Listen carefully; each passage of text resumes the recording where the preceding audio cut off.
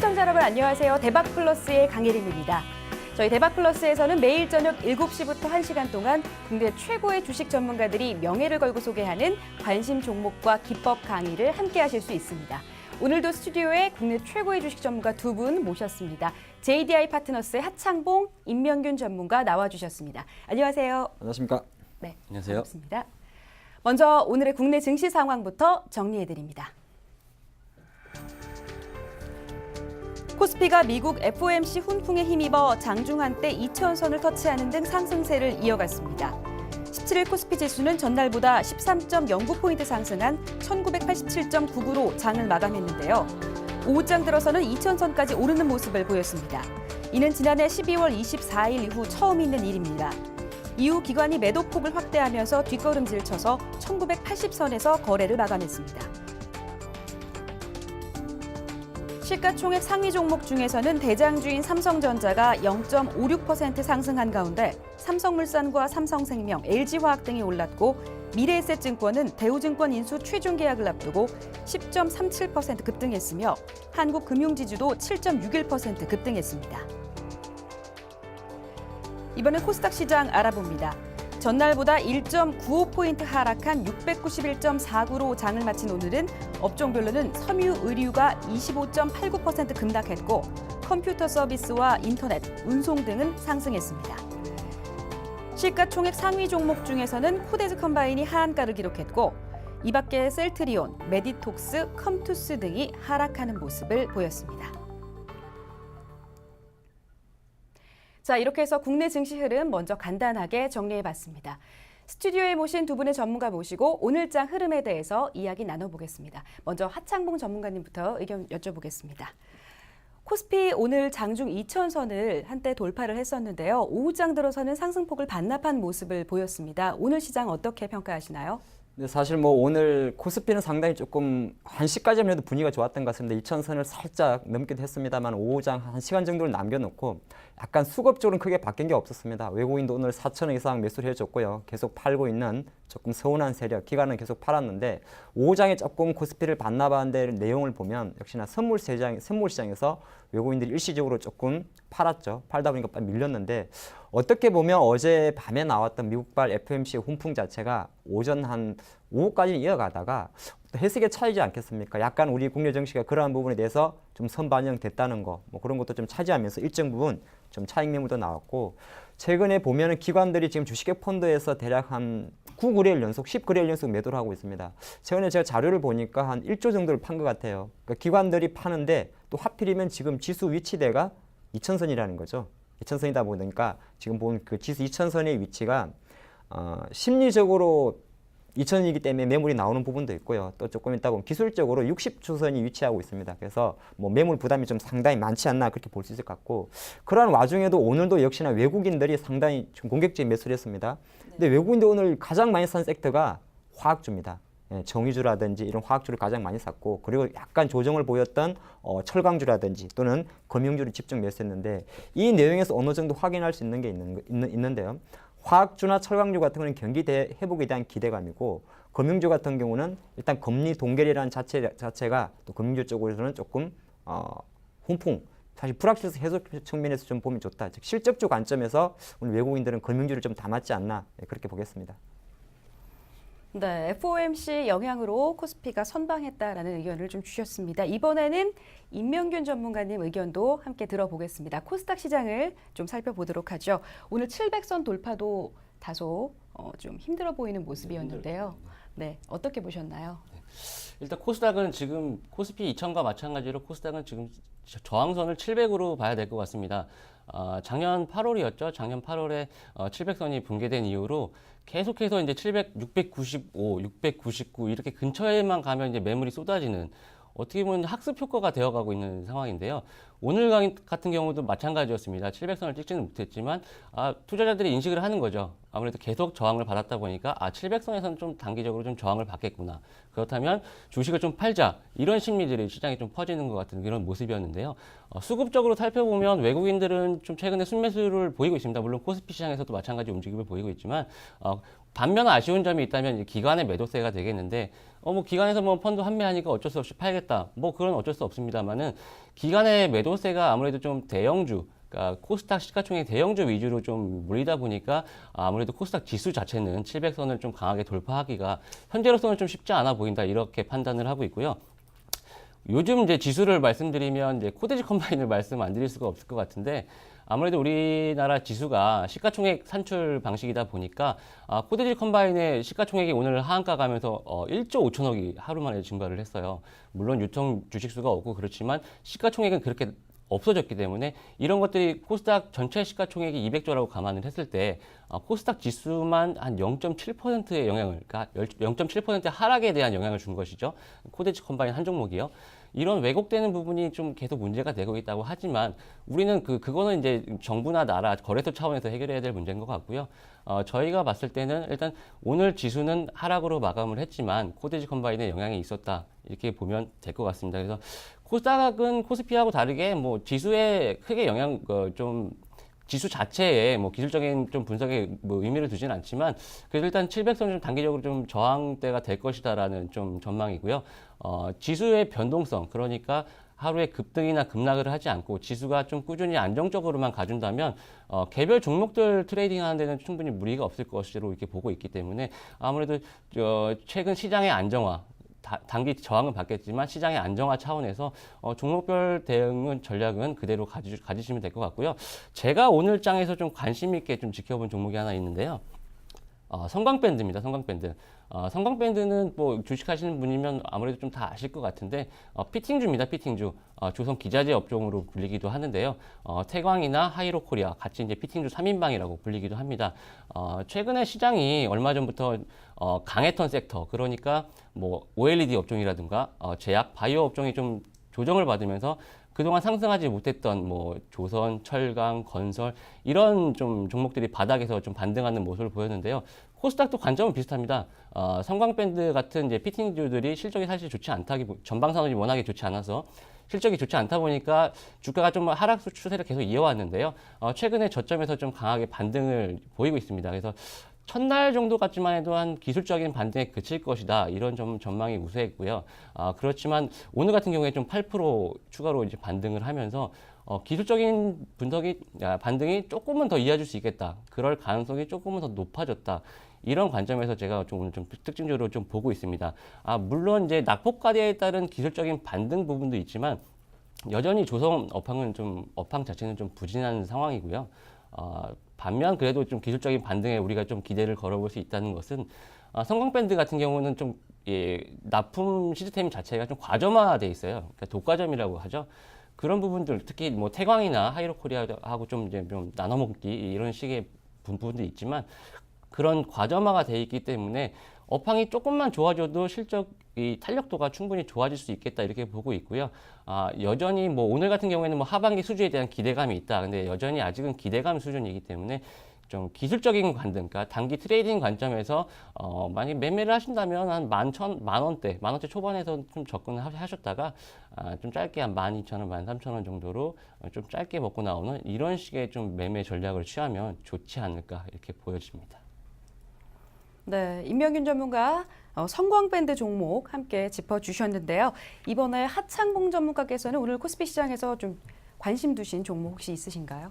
근데 사실 오늘 아까 그 외국인들이 가장 많이 산 섹터가 화학 섹터라고 말씀드렸는데 화학 섹터는 이제 크게 정유가 있고 순수 화학이 있죠. 보통 LG 화학 같은 뭐 호남 석유, 금호 석유화학 같은 화학이 있고 또 하나가 이제 정유인데 사실 어떻게 보면 어제 국제 유가도 다시 38달러선을 회복했죠. 그러다 보니까 오늘 S-오일 같은 종목들이 상당히 좀 힘이 좋았습니다.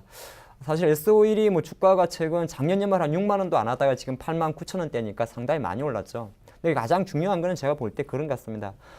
미국이 어떻든 금리 인상 속도를 조금 늦췄다는 것은 강달러를 조금 잡아주는 요인이 되죠. 그러면 유가와 달러는 반대 방향으로 움직입니다. 그러니까 달러화가 약세로 전환하게 되면 유가는 상승을 하는 그런 구조인데 물론 지금 유가의 흐름은 사실 뭐 오펙의 어떤 그 감산 가능성, 동결 가능성 제가 말을 실수했네요. 감산은 안 하죠. 예, 동결입니다. 동결 가능성 쪽으로 이제 못 치는데 중요한 것은 유가의 하반 경직이 많이 나왔다는 거죠. 그런 관점에서 좀 S-오일이나 이런 종목들 아니 이거 19가 종목인데 어떻게 접근할 수 있습니까? 할 수 있습니다만은 지난 올해 접어들어서 사실 코스피 기준으로 가장 강한 섹터가 바로 이 정유화학 섹터입니다. 근데 강했다는 거는 실적이 되기 때문에 강한 거죠. 여러분들 아시겠지만은 또 한 2주 정도가 지나면 1분기 실적 시즌 이야기가 또 나옵니다. 그렇게 되면 뭐 사실 삼성전자, 현대차에 대한 실적 기대치를 할 수 없는 상황 아니겠어요? 그런 관점에서 역시나 정유주에 대한 관심, 물론 국제 유가가 왔다 갔다 하기 때문에 어느 정도 약간 시세에 등락은 있을 수 있습니다만은 전체적으로 국제 유가의 최근 그 한 35달러 정도의 지지선을 보인다는 데 조금 무게를 둔다면 뭐 S-오일이라든지 SK이노베이션 같은 이 정유주들의 관심은 좀 계속 필요하다. 그렇게 볼 수 있겠습니다. 네, 이렇게 해서 국내 증시 흐름 두 전문가분들의 의견 함께 들어봤습니다. S-오일과 성광밴드 여러분들도 관심 가져보시면 좋을 것 같습니다. 첫 번째 기법 강의 어떤 분이 준비하고 계신지 화면으로 먼저 만나보시죠. 첫 번째 기법 강의는 차트에서 맥을 짚는 고수 임명균 전문가입니다.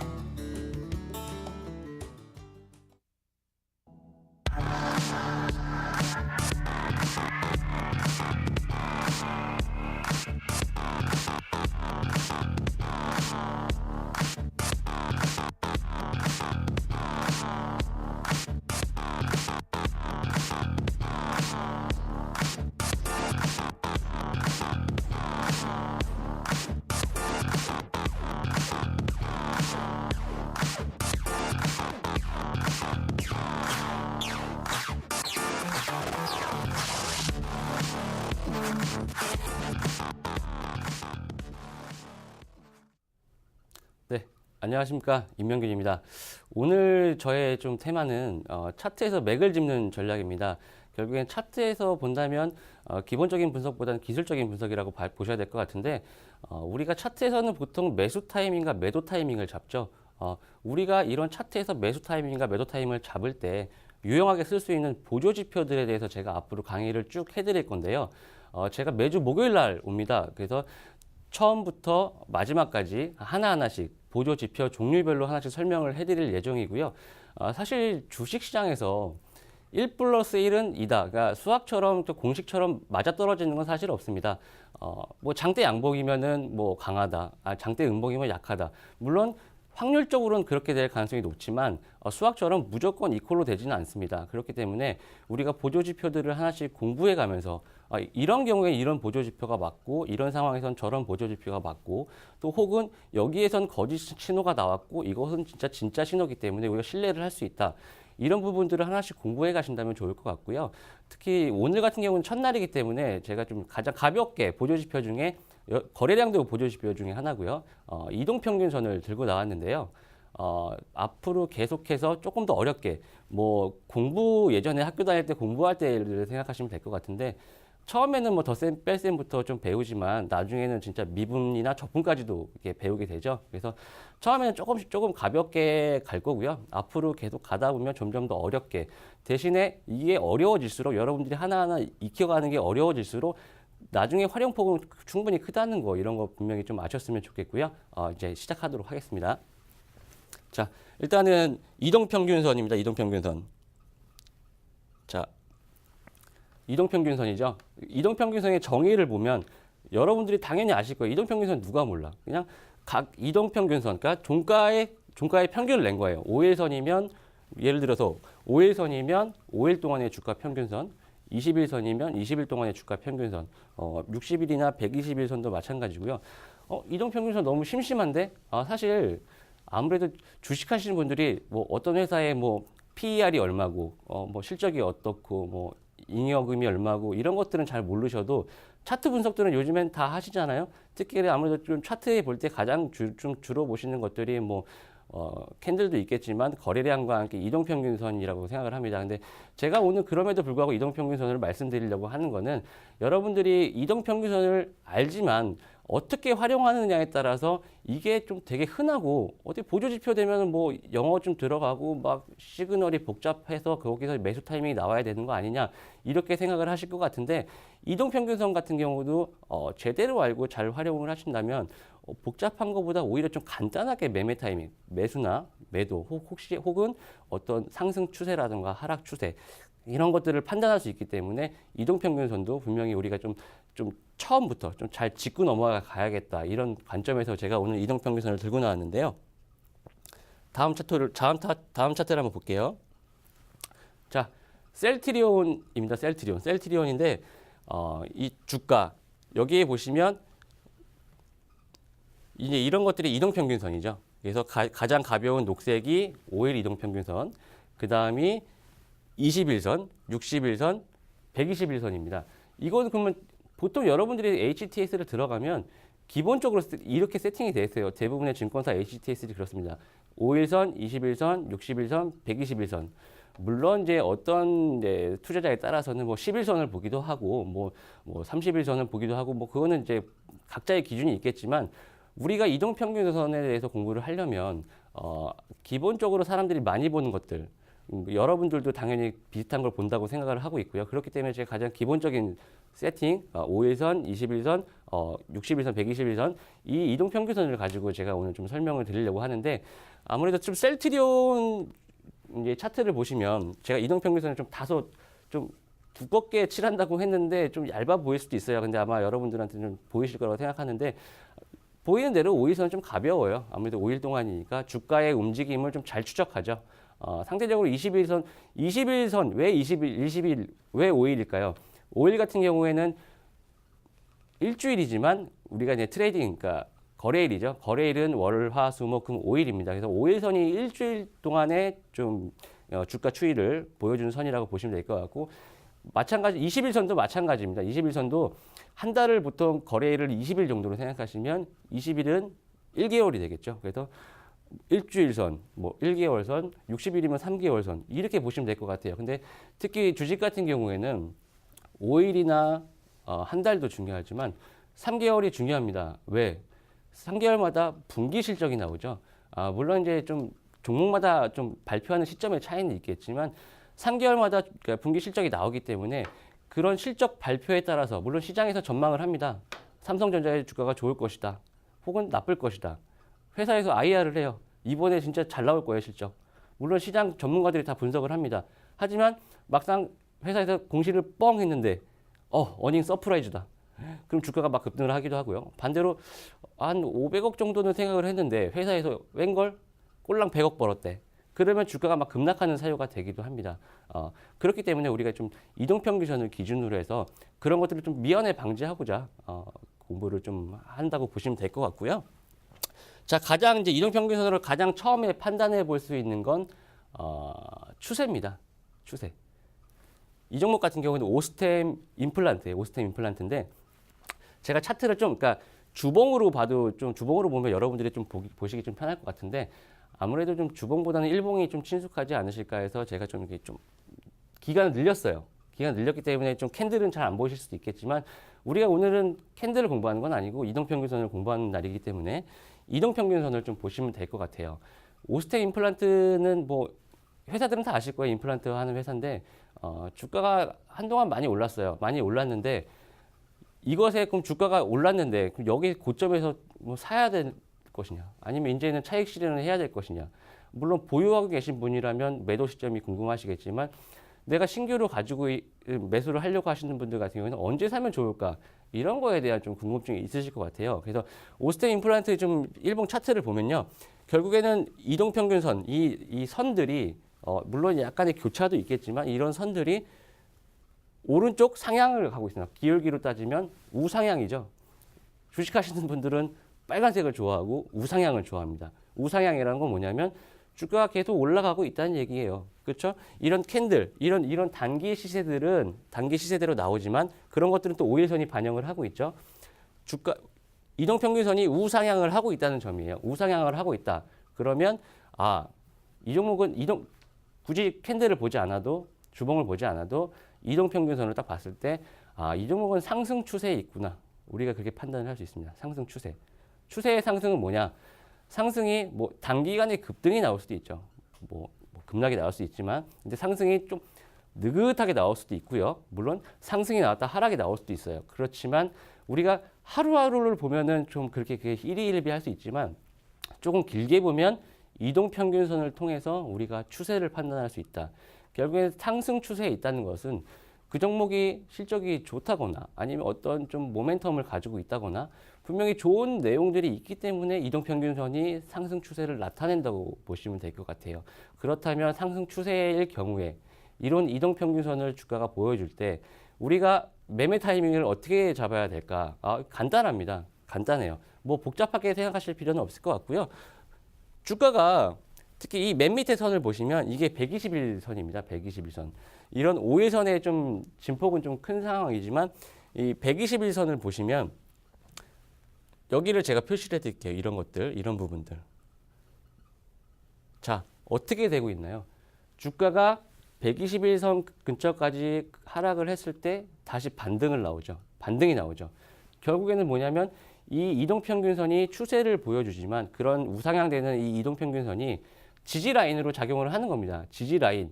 그러니까 뭐 지지와 저항의 개념도 아셔야겠지만 일단 기본적으로 아실 거라고 전제를 하고요. 오늘은 이동평균선을 좀 배운 날이니까 지지 라인이 되는 거예요. 그러니까 주가가 이 근처 지지 라인 근처 가면 지지가 되는 거예요. 그러면 지지 라인쯤 오면 사면 되겠다. 이렇게 생각하겠죠? 맞습니다. 답은 벌써 나와 있어요. 이런 지지 라인들에서 반등을 할 때 이런 지지 라인들에서 반등을 할 때 이런 동그라미들이 좋은 매수 타이밍이 되는 것이죠. 그렇죠? 근데 반대로 내가 좀 언제까지 들고 있어야 되나? 매도 타이밍을 잡자. 매도 타이밍을 잡을 때는 이런 상승 추세의 종목 같은 경우에는 두 가지입니다. 첫 번째는 매수 자리가 매도 자리가 될 수 있어요. 무슨 말이냐?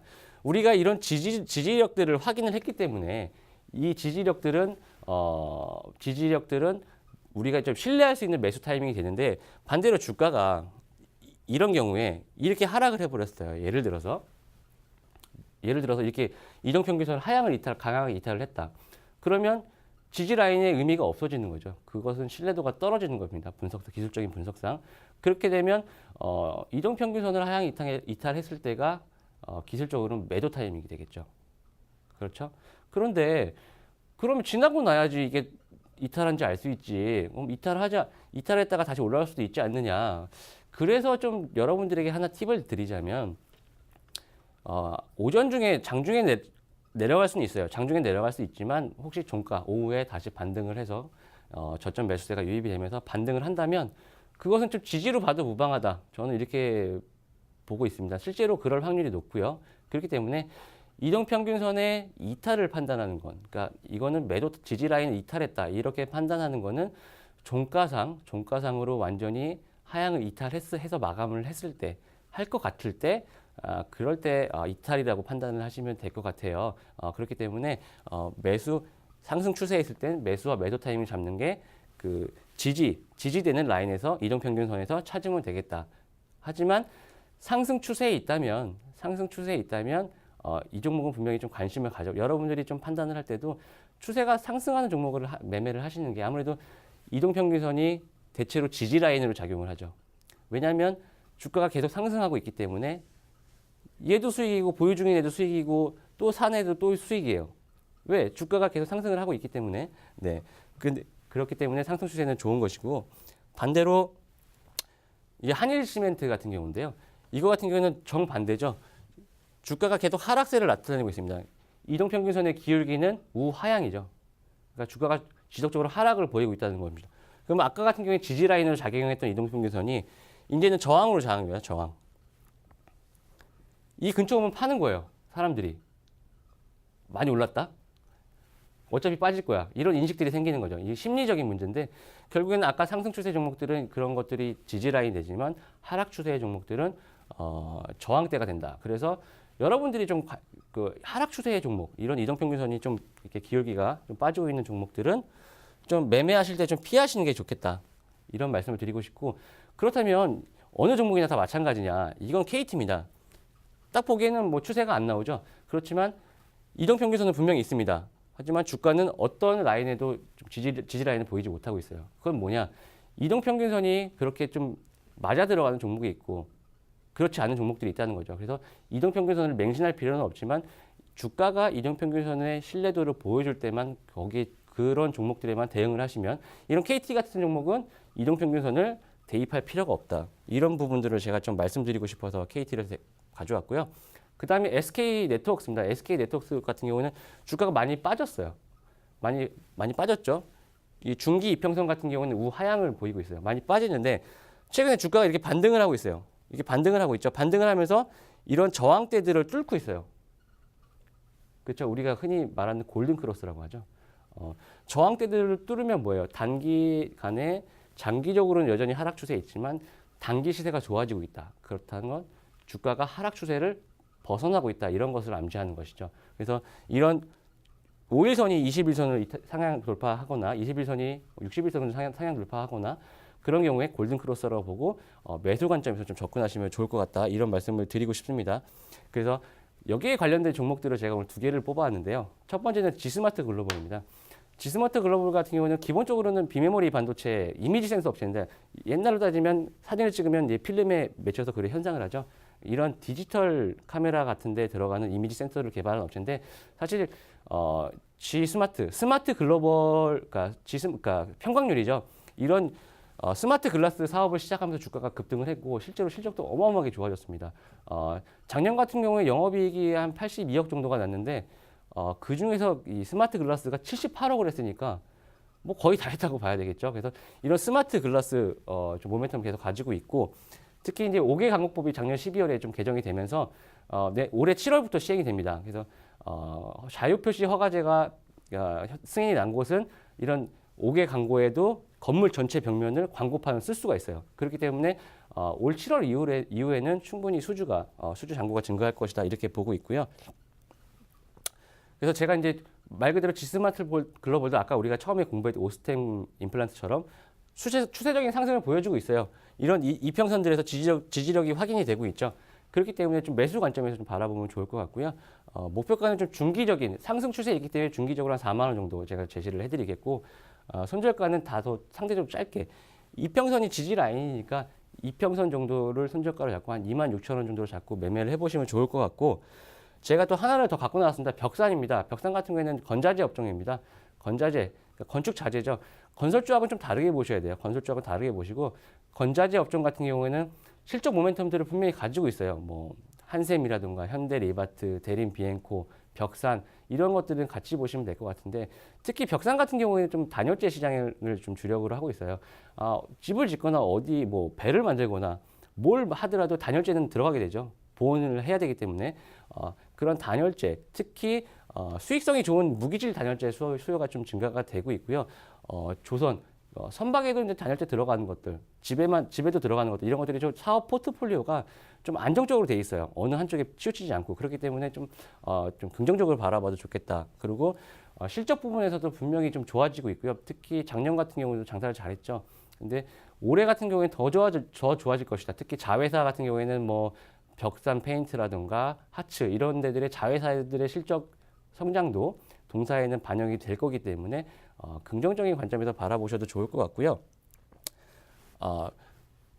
벽산은 그러니까 지스마트 글로벌처럼 상승 추세라기보다는 이런 단기적으로 골든 크로스가 발생을 하고 있습니다. 결국에는 뭐냐면 하락 추세에서 잠깐의 추세 전환이 나올 수 있는 가능성이 있다. 우리가 이평선을 그렇게 공부를 했죠.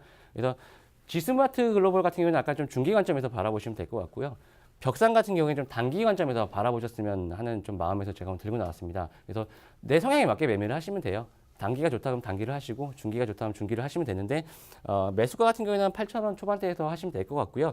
목표가는 상대적으로 짧죠. 지스마트 글로벌보다 아무래도 단기이기 때문에 한 9,500원 정도 그리고 손절가는 한 7,400원 정도로 좀 단기 관점에서 골든 크로스 관점에서 좀 접근하시면 좋은 매매가 될 수 있지 않을까 이렇게 생각을 합니다.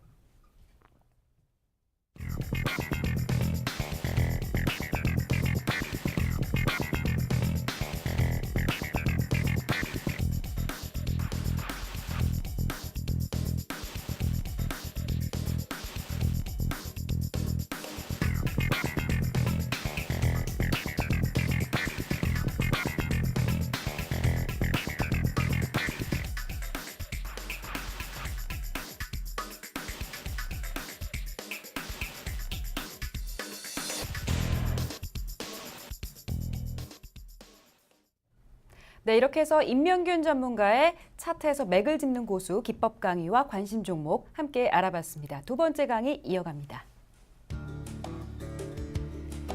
두 번째 기법 강의의 주인공은 성공 투자의 정도를 걷는 차티스트 하창봉 전문가입니다.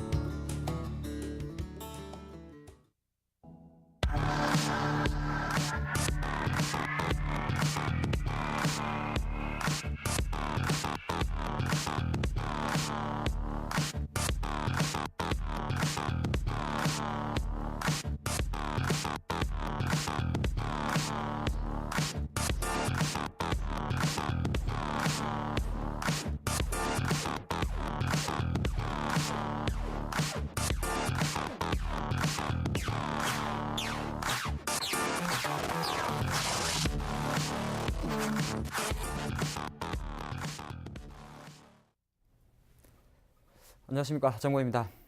서울경제는 한 만 2년? 네, 만 2년 만에 다시 인사드리는 것 같습니다. 물론 뭐 저를 처음 보신 분도 계실 것이고 한 2년 전에는 열심히 또 서울경제에서 좋은 이야기를 했던 것 같은데 다시 한번 2년 만에 뵈서 저도 상당히 좀 반갑습니다. 오늘은 저는 이제 그런 이야기를 좀 하고 싶어요. 뭐 많이 아시겠지만은 우리가 가장 많이 듣는 뭐 예를 들어서 정권 시황이라든지 저희도 지금 조금 전에 방송을 할 때 뭐 외국인이 4천억을 샀습니다. 이런 말씀 많이 하지 않습니까? 저의 트렌드는 방송 컨셉은 교육 컨셉은 우리가 가장 많이 듣는 하지만 그냥 헐려 듣는 내용이죠. 뭐 개인이 얼마를 샀네, 뭐 아니면 또는 뭐 외국인이 팔았네, 그래서 주가를 내렸네. 그래서 그런 관점에서 가장 시장에서 가장 많이 듣는, 즉 시장이 어떻게 흘러가는지를 보면서 내 종목이 과연 기관이 사는데 왜 안 오르지? 뭐 외국인이 파는데 왜 올라가지? 가장 기초적인 걸 배우는 시간을 갖도록 하겠습니다. 가장 기초적인 것 속에 사실 여러분들이 가장 돈을 벌 수 있는 팁이 있을 것 같습니다. 그래서 오늘 첫 번째 시간인데요. 이제 모든 앞으로의 강의는 이제 계속적으로 이 커리큘럼을 진행이 됩니다. 오늘 첫 번째 시간에서 다룰 내용은 가장 이제 원초적인 질문을 한번 던져봤습니다. 투자가 누군가? 네, 우리 지금 텔레비전을 보고 계시는 우리 일반 개인 투자가분들 그리고 외국인 기관이 있죠. 제가 약간 여담 같지만은 주식해서 돈 버는 방법이 딱 두 가지가 있어요. 이게 가장 아마 오늘 뭐 강의의 가장 핵심이 될 것 같네요. 첫 번째는요. 정말 좋은 종목을 찔러주는, 전달해주는 이거 사봐 저거 사봐 하지 않습니까? 그런 좋은 사람이 있으면 됩니다. 좋은 친구. 참 이론제만. 두 번째는 정말 독학을 잘하고 자기가 고수가 되면 되는 거예요. 전문가가 되면 되죠. 근데 이게 사실은 상당히 이빠른 이야기입니다. 예. 이세돌 이번 주였죠. 이세돌 구단이 알파고와 바둑을 뒀죠. 물론 이제 그 1승에 값진 의미가 있습니다. 근데 저는 그 바둑을 보면서 어떤 생각이 들었냐면 사람하고 기계잖아요. 여기서 어떤 차이가 나오냐. 결정적인 차이가 하나 있습니다. 바둑이란 게 보면 뭐 한두 시간 두는 게 아니잖아요. 5시간, 10시간 두는데 체력적인 한계가 있다는 거죠. 기계는 체력적인 한계가 없어요. 계속 돌아가니까. 우스갯소리 우리가 그런 말을 했습니다. 코드 뽑아버리라고. 네. 하도 이제 이세돌 구단이 3패를 하니까 열받아가지고 코드 뽑아버리라. 그런 말도 하지 않습니까? 그게 바로 같은 맥락입니다. 그 어떤 좋은 자가 항상 좋은 종목을 갖다 전달해줘서 아무 생각 없이 얼마에 사서 얼마에 팔어 10번 다 맞을 수는 있겠죠. 하지만 그 11번째가 틀리게 되면 그동안의 사상 누각이 다 날아가죠. 또 사람이란 게 참 간단해요. 사람이란 게 간단한 어떤 말이냐면 조금씩 버는 이런 말이 있죠. 이 돈 맛을 본다고. 우리 토박판에 가면 그 판사님들 일부 돈을 잃어주지 않습니까? 그러면 조금 애들 어르신들 하시는 말 표현대로 간이 커져요. 그러니까 10번을 10번을 다 좋은 종목을 뭐 좋은 종목이라면 이제 대박주가 됐겠죠. 예. 해줬는데 돈이 벌면 그때부터는 자기는 전혀 노력도 하지 않고 그냥 주는 대로 넋성부터 마지막에 돈이 많이 들어갑니다. 그래서 승률은 만약에 11전 10승 1패라도 그 1패가 그 전에 10승을 다 깎아 먹을 수 있죠. 그건 뭐냐? 그래서 이제 공부를 하셔야 되는 거죠. 네, 제가 한번 보죠. 개인들은 보통 이 투자자별 수익 동향인데요. 급등주, 세력주에는 거의 다가 이게 개인 매매 주체들이 많이 잡힙니다. 네. 물론 기관들도 있긴 있는데 이 급등주의 표현은 뭐냐면 우리가 보통 이야기할 때 단기적으로 뭐 50%, 100%를 말하죠. 이렇게 올라간 거는 괜찮아요. 급등주 아니죠. 근데 최근에 뭐 예를 들어서 언론에서 말이 많았던 코데즈 콤바인처럼 한 방에 이렇게 500%가 이런 건 급등주죠. 거의 다가 이런 개인 쪽 창구에서 많이 들어온다는 게 이제 특징이죠. 지금 이런 것들은 잘 기억을 하셔야 돼요. 기관들은 저도 기관에 좀 있었습니다만은 우리나라가 좀 힘들어요. 이게 무슨 말이냐면 장기적으로 뭔가 평가를 할 수가 없습니다. 뭐 예를 들어서 기관들이 펀드 매니저가 이런 내용을 잘 기억하시면 좋을 것 같아요. 분기적으로 또는 연말 기준으로 시장보다 걔네들은 그 BM이라는 표현을 써요, 여러분. BM. 예. 벤치마크라 그러는데요. 종합주가지수 대비 자기 펀드 수익률이 떨어지면 어떻게 해야 되겠어요? 짐 싸야 되죠. 예, 짐 싸야 됩니다. 말이 안 되잖아요. 예. 시장은 10% 올랐는데 펀드 매니저 자기 포트폴리오는 마이너스 10%다. 당연히 짐 싸야죠. 그러다 보니까 이 친구들의 성향이 뭐냐? 상당히 단기적이고 중기적이며 조금 제가 좀 안 좋게 이야기하면 몰빵도 잘합니다. 이 친구들은. 예, 우리 방송용 용어는 아니에요. 예, 근데 여러분 뭐, 방송 용어보다 이런 말이 더 편하실 것 같아서 제가 편하게 말씀드리는데 몰빵도 잘합니다. 이 말이 무슨 말이냐면 가끔 보면 기관들 수급 들어오는 거 보면 갑자기 확 올라요. 예, 뭐 오늘 같은 경우는 아니지만 가끔 보면 뭐 어떤 전기차 테마로도 싹 들어왔다가 IT 테마다. 그러다 보니까 기관들의 내 종목에 기관 종목이 들어온다 그러면 탄력성이 좀 붙습니다. 예, 그걸 좀 기억하시면 좋을 것 같고 외국인 투자가는 이 친구들은 두 가지 때문에 상당히 중기적이고 장기적입니다. 왜? 첫 번째는 돈이 많아요. 이게 참 마음 아프죠. 돈이 많으면 투자 자체, 여러분이 공감하시죠? 돈이 많으면 투자 되게 여유로워요. 10,000원에 사고 5,000원에 사고 다 할 수 있어요. 우린 돈이 없기 때문에 10,000원에 사고 5,000원에 사면 욕을 하죠. 물타기 하지 말라고. 근데 외국인은 가능해요. 그만큼 투자 성향이 작은 대성입니다. 그럼 여기서 우리가 중요하게 생각할 게 뭐냐면 내가 갖고 있는 종목에 개인이 자꾸 매수가 들어온다. 항상 그런 건 아닙니다. 예, 조금 이제 통괄적으로 제가 이렇게 말씀드리는데 내 종목이 주가는 좀 안 올라가더라도 외국인이 계속 들어온다면 조금 시간은 걸리겠지만 올라갈 수 있는 확률이 좀 높다는 거죠. 또 거꾸로 내 종목이 기관이 계속 팔고 있어요. 기관이. 근데 주가가 이렇게 내려가는데 기관들이 매일 팔아요. 그러면 어떤 이야기죠? 기관들 아까 제가 뭐라 그랬죠? 단기적이고 중기적이니까 빨리 내려가는 거예요. 2월 달에 코스맥스 그랬습니다. 그냥 막 퍼부었잖아요. 코스맥스. 2월 달에. 자, 그렇게 보시면서 전체적으로 이제 투자가들이 갖고 있는 걔네들의 습성을 이해되셨죠? 네, 아셔야 돼요. 알고 나면 이제 그 다음부터 하나 보도록 하겠습니다. 오늘자 자료가 될 것 같은데요. 오늘자 자료를 보면 오늘 제가 장중에 발췌한 내용입니다. 그래서 보니까 오늘 장중에 딱 보면 대충 답이 보이죠, 여러분. 오늘도 개인들은 오늘 개인 잘했어요. 좀 잘했다고 봐요. 예, 코스피 시장에서 이게 이제 오늘 종가 기준은 아니고 제가 한 12시쯤 기준인데 2천억 정도를 팔았습니다. 그러면 여기서 딱 보면 우리가 이 투자자별 매매 동의하는 거는 여러분들 H테스트 듣지만은 어떤 정권 방송에 나옵니다. 오늘 외국인이 사네. 그러면 딱 하나만 보면 되죠. 그래서 코스피, 코스닥, 선물 여기까지는 뭐 설명 안 드려도 전부 다 외국인은 상방 베팅을 했다는 겁니다. 네, 그래서 장중 올라갔다는 거. 이것만 보고 있으면 이게 이제 오늘이 될 수도 있고 내일이 될 수도 있겠죠. 기관들은 역시나 팔았다는 거죠. 다 파란색이잖아요. 코스피도 코스닥도 뭐 선물도. 그럼 조금 전에 말씀드렸던 걸 리뷰를 해보면 외국인은 지금 오늘 뭐 2,000원 선에서 조금 저항을 받았지만은 장기적으로 그래도 시장에 대해서 우호적으로 생각하는 거고 이 기관 친구들은 지금 3월이잖아요. 예, 3월이죠. 그럼 뭐가 있냐면 물론 분기 평가를 하지는 않습니다. 펀드를. 하지만 이 기관 우리가 윈도우 드레싱이라는 말을 많이 들어볼 건데 항상 매월 말이 되게 되면 그래도 뭔가를 맞춰야 돼요. 펀드 운영 보고서 3개월마다 날아오는 거 아시죠, 여러분? 네, 그렇기 때문에 기준가 산정을 위해서 기관들은 2,000 되면 계속 파는 겁니다. 이것 자체가 시장이고 종목이다 그렇게 보시면 좋을 것 같고요. 제가 그래서 과연 이 친구들이 뭘 사고 팔았는지를 좀 봤습니다.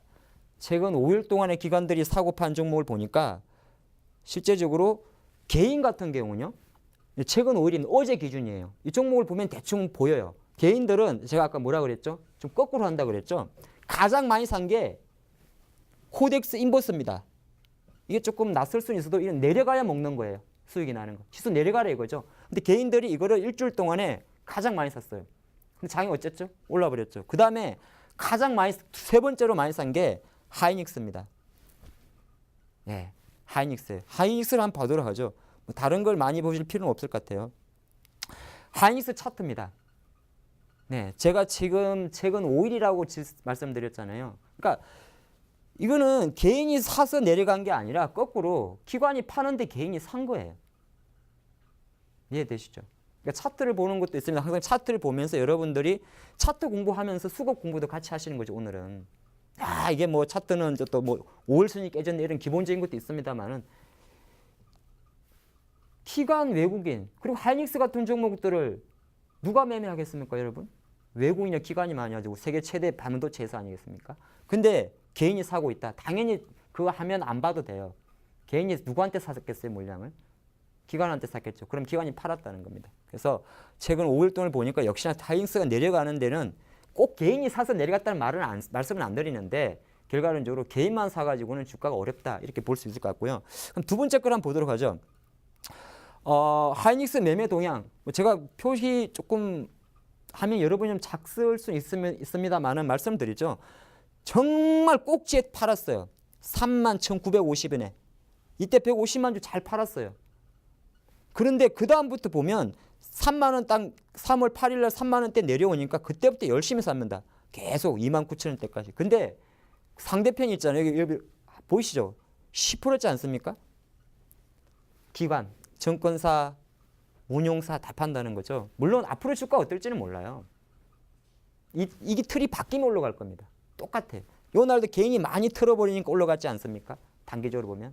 그래서 일단 개인이 사게 되면 주가가 무조건 내려간다는 게 아니라 일단은 하이닉스 같은 경우는 기관이 팔았기 때문에 내려갔다. 이렇게 정리할 수 있겠네요. 그럼 다음 화면을 좀 보도록 하겠습니다. 최근 5일 동안 외국인은 뭘 샀느냐? 최근 장이 외국인이 주도했으니 볼 수 있죠. 어제 기준입니다. 삼성전자를 가장 많이 샀어요. 네, 금액 기준이니까 우측 수치가 맞는데 그 다음이 네이버, 뭐 현대차 이런 종목인데 현대차는 별로 움직임이 없었지 않습니까?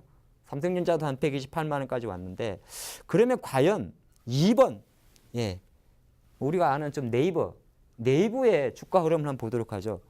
네이버 같은 경우가 역시나 뭐 오늘은 조금 빠졌어요. 빠졌지만 어쩔 보면 확실히 어느 정도 올라가는 흐름을 보였다는 게 볼 수가 있죠. 외국인 네이버가 조금 심심하긴 했습니다. 우리 일반 투자가분들 중소형주 하시는 분들이면 뭐 60만 원 하던 네이버가 65만 원 갔는데 주당 5만 원인데 뭐 이게 뭐 수익이야? 이럴 수 있죠. 하지만 큰 주식이기 때문에 대형주 베팅을 할 수가 있죠. 그게 핵심입니다.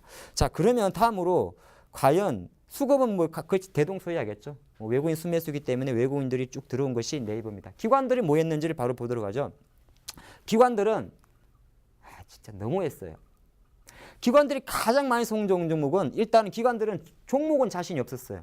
그래서 뭘 했냐면 아까 개인과 거꾸로입니다. 코덱스 레버리지라 그래서 지수가 상승하면 수익이 나는 걸 샀어요. 그러니까 이 친구들이 아까 제가 그러면 얍삽한 거예요. 요거 사가지고 펀드를 맞춰놓고 주식은 냅다 판 거죠. 기관들은. 그래서 지금 기관 펀드가 계속 기관 매도가 나오도 장은 올라갔던 이유가 기관들은 이 레버리지를 샀기 때문입니다. 그리고 기관들이 그 외에는 기관들은 바닥주를 좋아해요. 성격이 되게 좁아가지고 잘 보세요. 아모레포스픽, 하나금융지주, 또 LG생활건강 전부 다 어떻게 보면 이 최근 5일 기준으로 이제 반짝 올라서 그렇지 지난주까지만 해도 밑에 있던 주식입니다. 근데 하나금융지주 같은 경우는 이렇게 올렸죠. 예, 올렸어요. 그래서 이걸 제가 조금 정리를 하자면 뭐 어차피 이거는 하나의 특징이기 때문에 말씀드리는데 오늘 여러분한테 말씀드릴 거는 차라리 이게 정설은 아닙니다. 근데 저는 차라리 이거를 정설처럼 하고 싶어요. 개인 투자와 웬만하면 반대로 해라. 여러분 우리도 개인이지만 내 주식이 자꾸 개인만 사고 있으면 그게 이제 급등주가 아니라는 걸 좀 예외를 한 겁니다. 급등 좀 번외야 이거 실제적으로 반대로 생각하고 웬만하면 외국인 따라 순매수하는 거 따라하면 최소 본전 이상 난다는 거죠. 기다리면. 예, 그래서 항상 내 첫 종목에 외국인이 들어온지를 좀 보시면 되는데 왜 그런지를 보면 역시나 외국인들은 어느 정도 투자 성향이 중기적이고 기관은 좀 단기적이다. 즉 무슨 말이냐? 와 오늘 외국인 매수가 들어왔다고 갑자기 주가가 급등하는 건 아니다. 좀 천천히 갈 수 있다. 그렇게 생각하시면 되는 것이고 기관들이 오늘 만약에 갑자기 확 들어오면 내일 정도 조금 더 올라갈 수 있겠는데 예, 이런 관점에서 보시면 좋겠죠. 자 그러면 다 좋다 이가 종목을 하나 보도록 하죠. 오늘 기관들이 가장 많이 선 종목입니다. 네, 외국인이군요. 다 양매수가 들어왔는데 많이 아시겠지만 비아트론입니다. 워낙 이제 올레드, OLED 관련주가 상반기에 뜨거웠기 때문에 여러분들이 제가 동일한 설명을 안 드려도 될 것 같아요. 국내 최대 열처리 인라인 장비업체입니다. 그러니까 장비 업체를 보시면 좋을 것 같아요. LG 디스플레이 쪽으로 사실은 주 매출처입니다. 근데 LG가 올해 1월 달에 한 8천억 정도 8세대 라인을 투자한다고 했죠. 설비 투자가 들어가면 당연히 이 장비 업체들은 무조건 정설이 들어갑니다. 두 번째가 사실 이게 더 크죠. 예. 애플 같은 애들이 이제 내년도부터는 실제적으로 플렉스 올레드를 아이폰으로 출시한다는 계획이 있죠. 그렇게 흘러갈 수밖에 없어요. 제가 지난번에 왜 그 VR이라고 많이 그 2월 달에 들어보셨죠? 모바일 월드 콩글레스에서 이번에 그 LG G5 같은 경우도 360도 VR 같은 게 있지 않습니까? 가상 현실이라 그렇죠. 뭐 안경 같은 거 쓰고 그거 하려 그러면 LCD는 안 되죠. 기존은 다 LCD였거든요. 그 전부 다 OLED로 바꿔야 됩니다. 네, 그 관점에서 좀 보시면 좋을 것 같고 차트는 여러분들은 일반인들은 잘 쓸 거 못할 주식이에요. 기존에 이게 망각이 되는 이 월봉입니다. 어떻게 보면 최고점이에요. 최고점. 그런데 관성의 힘이라는 게 있습니다. 월봉 보면 너무 많이 올랐잖아. 주가는 밑에서부터 계산하는 게 아니라 속도로 보면 계산하면 됩니다. 이는 월봉이잖아요. 근데 제가 생각할 거는 저 라인을 뚫어버렸다는 거죠. 24,000원대를. 그럼 조금 더 일봉으로 보도록 하죠. 일봉으로 보게 되면 이렇게 보면 또 좀 편안하시죠, 여러분. 이게 바로 주식이에요. 그래서 지금 보면 약간은 요 저항 라인이 갖고 있어요. 이렇게 지금 오늘 종가 수준 정도가 될 것 같으면 26,500원 정도가 되는데 아마 올라가면 또 한번 얻어맞겠죠. 예. 얻어맞으면 어떻습니까, 여러분? 아까 월봉이 상이다. 얘는 지금 돌리는 그림이잖아요. 그래서 가격 전략을 보면 일단 오늘 종가가 26,250원인데 굳이 뭐 내일 좀 갭 상승한다고 달라붙을 필요는 없을 것 같고요. 오늘 종가보다 낮은 가격에 매수를 하시게 되면 일단은 심리적인 가격도 있습니다만은 단기적으로 한 20% 정도 되겠죠. 그냥 3만 원 정도 목표가를 잡으시면 되고 손절가가 중요한데요. 제가 손절가는 퍼센테이지를 계산하지 않습니다. 딱 요 위치, 요 위치. 요게 이제 1월 달에 잠깐 저점 형성했던데 요 가격이 한 22,000원 되고 아마 매수가 대비해서 한 10% 조금 초과되는 것 같습니다. 그래서 기술적으로 봤을 때는 어느 정도 단기 저항은 있는데 이런 주식이 계속 가고 지금 외국인 순매수가 들어오는 섹터이기 때문에 비아토로는 계속 좀 관심이 필요하다 그렇게 보면서 오늘의 강의는 마치도록 하겠습니다. 감사합니다.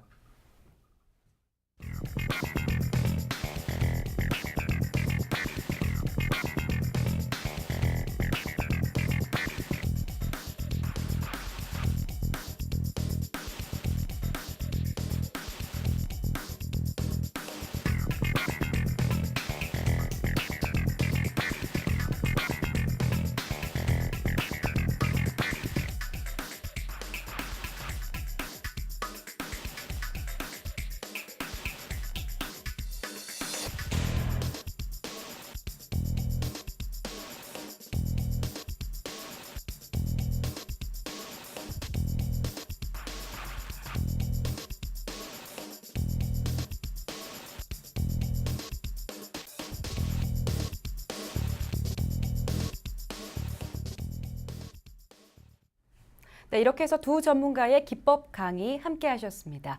대박 플러스 벌써 마칠 시간이 됐습니다. 저희 대박 플러스 오늘 주 전문가분들이 추천해 주신 기법 강의와 관심 종목 관심 가져보시면 좋을 것 같습니다. 저희 서울경제TV 홈페이지 들어오셔서 대박 플러스 게시판 배너를 클릭하시면 잠시 후 8시 조민영 전문가, 9시 임명균 전문가의 무료 공개 방송 함께 하실 수 있습니다. 들어오셔서 많은 관심과 참여 부탁드립니다. 대박 플러스 내일 이 시간에 다시 찾아오겠습니다. 함께 해주신 여러분 고맙습니다.